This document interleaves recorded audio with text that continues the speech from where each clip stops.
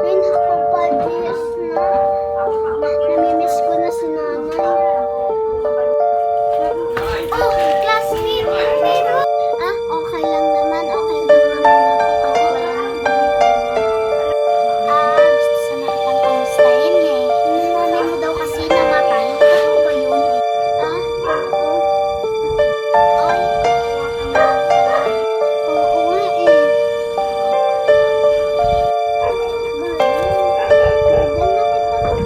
Kaklase ko? Hindi ko alam kung nasaan.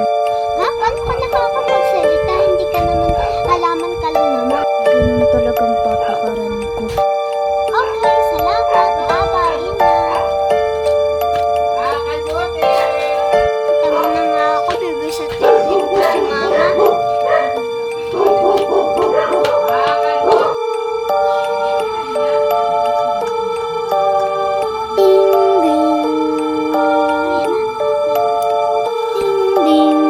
Makinig mga ilan sa inyo na nandito sa airport.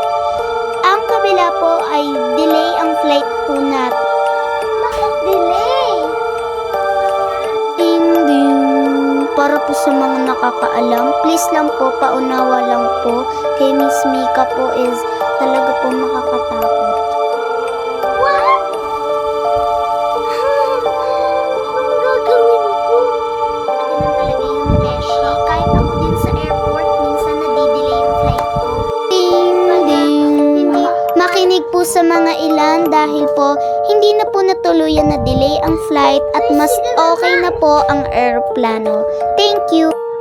Gusto ko pa naman bisitahin yung lola ko. Sayang naman. Uy, teka lang, beshi, huwag ka aalis. Hindi naman daw, nag-crash yung aeroplano. Hindi na yung aeroplano. Nag-delay. Anong ginagawa na dito mga bata? Di ba, anong oras na?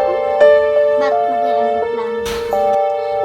Opo, mag-aeroplano po kami. Ha? Bulol ka ba, beshi? Ding, ding. Miss Mika?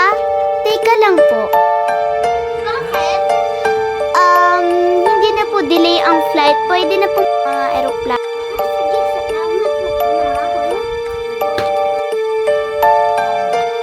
Beshi, paano nakakalula naman dito sa loob ng aeroplano? Di naman, Beshi, sakto lang. Okay. Ano to?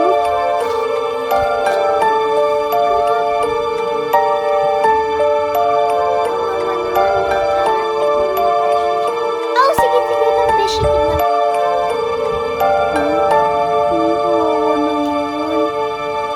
Ganyan ba talaga yung mga pusa dito sa eroplano? Kakalula.